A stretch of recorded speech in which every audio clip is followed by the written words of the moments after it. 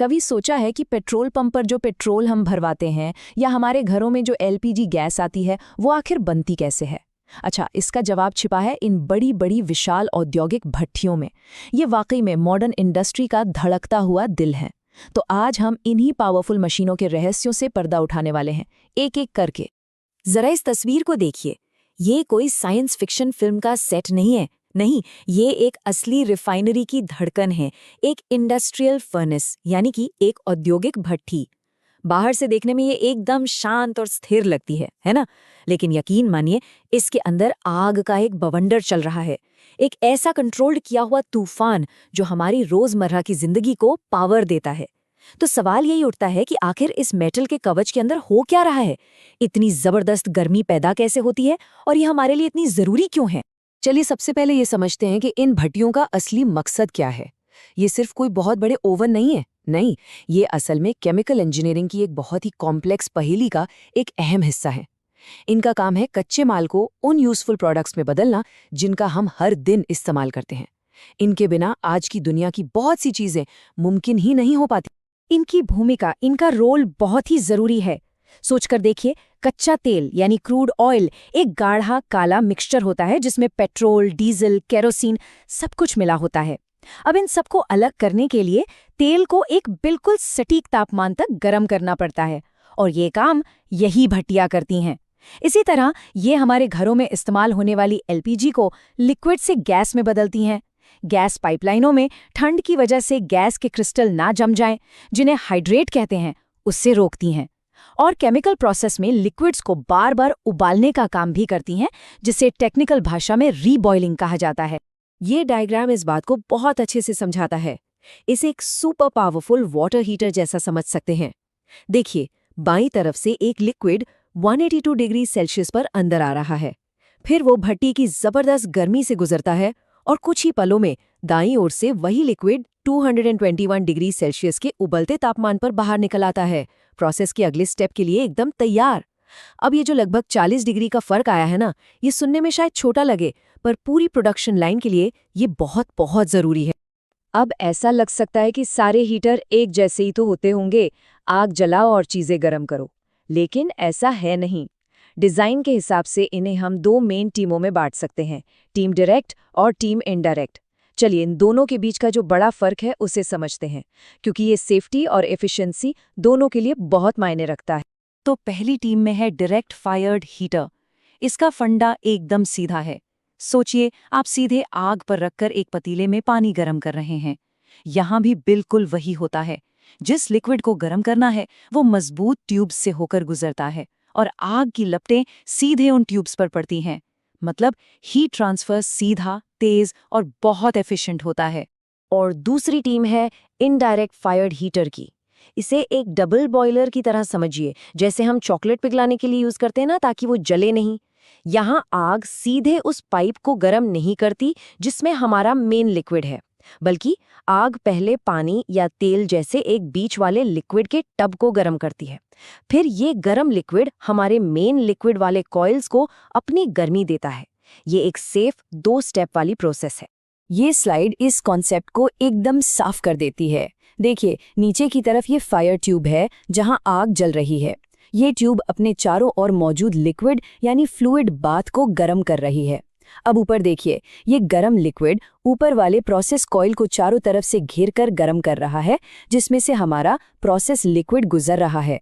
साफ देखा जा सकता है कि आग और हमारे कीमती प्रोसेस लिक्विड के बीच कोई डायरेक्ट कांटेक्ट नहीं है, और यही चीज इस डिजाइन को बहुत ज्यादा सुरक्षित बना देती है। तो फिर दोनों में से बेहतर कौन है? देखिए, ये इस बात पर डिपेंड करता है कि प्राथमिकता क्या है, स्पीड या सेफ्टी। डायरेक्ट हीटर एक रेस कार की तरह है, बहुत तेज, बहुत एफिशिएंट, क्योंकि हीट सीधे ट्रांसफर होती है। ये बड़े पैमाने पर हीटिंग के लिए परफेक्ट है। वहीं इनडायरेक्ट हीटर एक बख्तरबंद गाड़ी जैसे हैं, थोड़े धीमे लेकिन बेहद सेफ, खासकर जब आप किसी ज्वलनशील या खतरनाक लिक्विड के साथ काम कर रहे हों। यहाँ अगर प्रोसेस कॉइल से लीक भी हो जाए तो वो लिक्विड सीधे आग के कांटेक्ट में नहीं आएगा और एक बहुत बड़ी तबाही टल जाएगी। अच्छा, इन भट्टियों के काम करने के तरीके को अगर सच में समझना है तो हमें हीट यानी गर्मी के साइंस की दुनिया में एक छोटा सा गोता लगाना होगा। घबराइए नहीं, ये बहुत आसान है।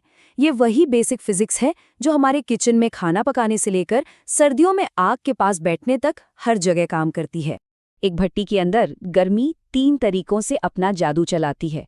पहला है रेडिएशन, यानी विकिरण, बिल्कुल वैसे ही जैसे आग के पास बैठने पर हमें गर्मी महसूस होती है, भले ही हम उससे छू नहीं रहे हों। दूसरा है कन्वेक्शन, यानी संवहन। जैसे पानी उबालते वक्त नीचे का गर्म पानी ऊपर आता है और ठंडा पानी नीचे जाता है, वैसे ही यहाँ जलने से पैदा हुई गर्म गैसें ऊपर उठकर ट्यूब्स को छूती हैं और उन्हें गर्म करती हैं। और तीसरा है कंडक्शन, यानी चालन। जैसे गर्म तवे का हैंडल धीरे धीरे गर्म हो जाता है, ठीक उसी तरह यहाँ गर्मी ट्यूब की मेटल की बाहरी सतह से होती हुई अंदर बहरे लिक्विड तक पहुँचती है। अब आते हैं सबसे दिलचस्प और कह सकते हैं कलात्मक हिस्से पर। ये एक ऐसा हुनर है जो सालों के तजुर्बे से आता है। एक अनुभवी ऑपरेटर किसी डॉक्टर की तरह सिर्फ आग की लपटों को पढ़कर ये बता सकता है कि भट्टी हेल्दी है या बीमार और उसे किस इलाज की जरूरत है। चलिए एक आइडियल सिचुएशन से शुरू करते हैं। जब गैस बर्नर यूज हो रहा हो तो एक हेल्दी और सबसे एफिशिएंट ज्वाला एकदम कॉम्पैक्ट यानी ठोस और नीले रंग की होती है। ये नीला रंग इस बात का संकेत है कि कंप्लीट कंबशन हो रहा है, मतलब फ्यूल का हर एक कण ऑक्सीजन के साथ पूरी तरह से जलकर अपनी मैक्सिमम एनर्जी दे रहा है, बिना किसी बर्बादी या धुएं के। लेकिन ऑयल बर्नर के लिए कहानी थोड़ी अलग है। यहाँ रंगों का एक पूरा स्पेक्ट्रम है जो भट्टी की सेहत के बारे में बताता है। एक साफ चमकदार पीली ज्वाला एक अच्छा संकेत है, मतलब दहन सही और एफिशिएंट हो रहा है। पर अगर ज्वाला लंबी और धुएं वाली है तो ये एक बीमार भट्टी का लक्षण है। इसका मतलब है कि फ्यूल ठीक से जर नहीं रहा और कीमती एनर्जी बर्बाद हो रही है। अगर ज्वाला लाल रंग की है तो समझिए कि भट्टी को सांस लेने में दिक्कत हो रही है, उसे पूरी ऑक्सीजन नहीं मिल रही। और अगर ज्वाला आंखों को चौंधिया देने वाली सफेद है तो इसका मतलब है कि उसे जरूरत से ज्यादा हवा दी जा रही है, जो गर्मी को अपने साथ उड़ाकर बाहर ले जा रही है। हर रंग एक जरूरी कहानी कहता है।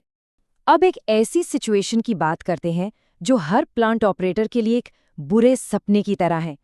क्या होता है जब आग की लपटें, जिन्हें एक डिसिप्लिन में रह के ट्यूब्स को दूर से गर्म करना चाहिए, अपनी हदें पार करके सीधे उन्हें छूने लगती हैं?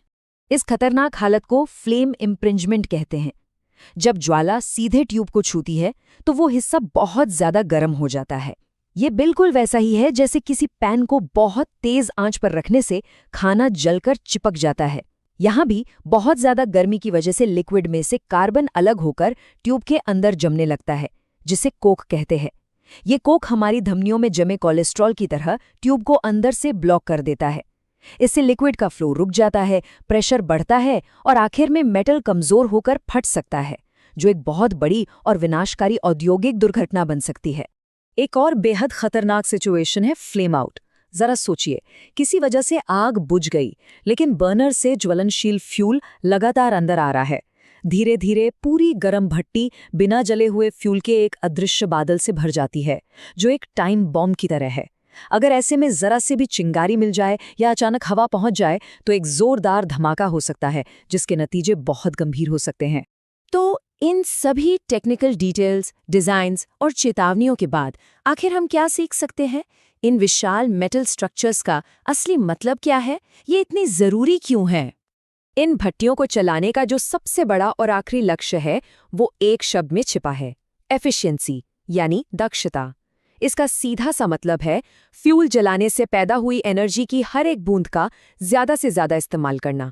जितनी ज्यादा गर्मी प्रोसेस लिक्विड सोख लेगा और जितनी कम गर्मी चिमनी से धुएं के साथ बर्बाद होकर बाहर जाएगी, भट्टी उतनी ही एफिशिएंट मानी जाएगी।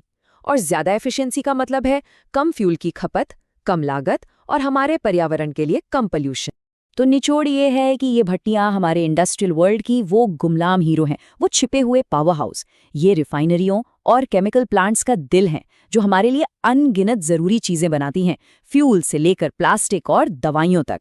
इनका सही और सुरक्षित ऑपरेशन सिर्फ पैसों का मामला नहीं है, बल्कि ये हजारों लोगों की सेफ्टी और हमारे पर्यावरण की सेहत का भी सवाल है। और इन्हें समझना हमें ये जानने में मदद करता है कि हमारी आज की दुनिया की बुनियाद आखिर काम कैसे करती है। और आखिर में एक सवाल जिस पर सोचना चाहिए, जैसे जैसे हम फॉसिल फ्यूल से दूर और क्लीन एनर्जी सोर्स जैसे ग्रीन हाइड्रोजन और बिजली की तरफ बढ़ रहे हैं, इन विशाल भट्टियों का भविष्य क्या होगा? क्या वे बिजली की विशाल कॉइल्स पर चलेंगी? क्या उनका डिजाइन पूरी तरह बदल जाएगा? भविष्य की इंडस्ट्रियल भट्ठी कैसी दिखेगी? ये आज के सबसे बड़े इंजीनियरिंग और एनवायरमेंटल सवालों में से एक है। वाकई इस पर सोचना बहुत दिलचस्प है।